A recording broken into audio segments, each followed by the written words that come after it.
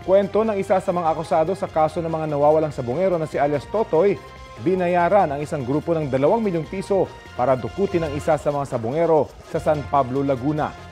Balita natin ni Emil Sumangil, exclusive. Sana bago ako pumanaw, malaman ko kung nasaan ka. Mag-aapat na taon na mula ng dukutin mula sa kanyang bahay sa San Pablo, Laguna si Ricardo John Lasco, ang master agent ng online sabong na isa sa 34 na nawawalang sabongero. Unti-unting nabibigyan ng linaw kung anong nangyari sa kanya sa paglutang ni alias Totoy, isa sa mga akusado. Ayon kay alias Totoy, dinukot si Lasco para pigain tungkol sa kinalaman niya sa pagpirata umano ng online sabong broadcast.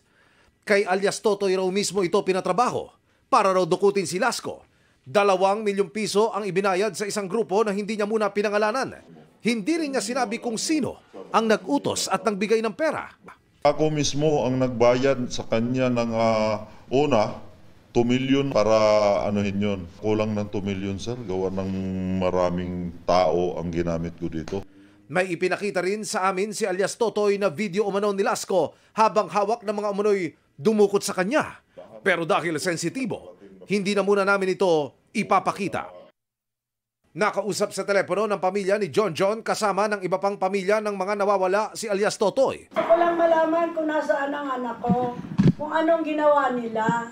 Sa totoo lang, Nay, wala na po tayong pag-asa na mabuhay pa ang anak nyo dahil wala na siya. Pasensya na kayo, Nay, at masakit din para sa akin na mawalan din ng pamilya. Pero, Nay, ako ang susi ng lahat at makamit nyo ang hustisya. John, anak, ito na ang pagkakataon. Dininig na ng Panginoon. Kadagtong ng buhay ko, anak. Ang makita ka pa, kahit na buto na lang.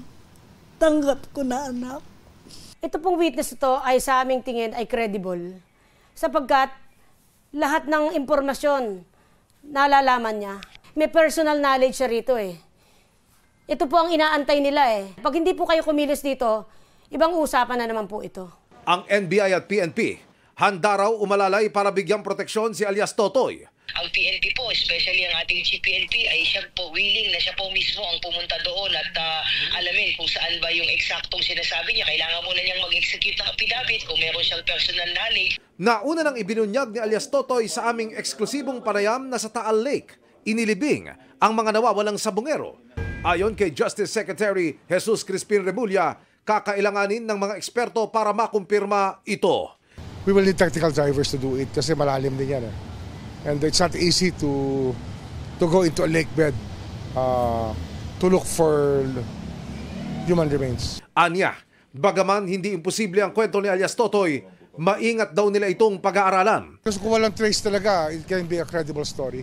When you vanish without a trace, then it must be somewhere where people have not been able to look.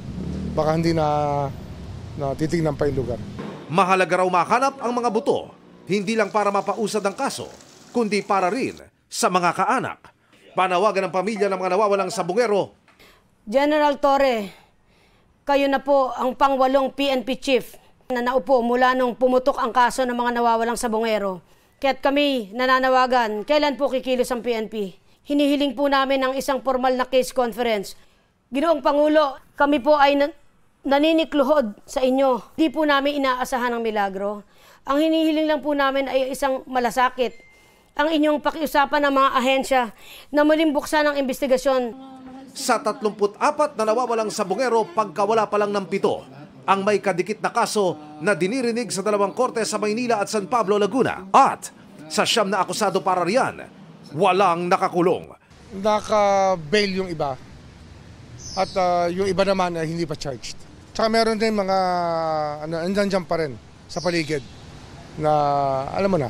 Kinwestiyon pa nga ng 6 sa Korte Suprema ang pagbaliktad ng Court of Appeals sa pagpayag ng lower court na makapagpiyansa sila.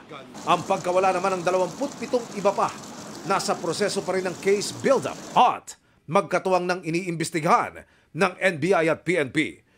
Emil Sumangil, nagbabalita para sa GMA Integrated News.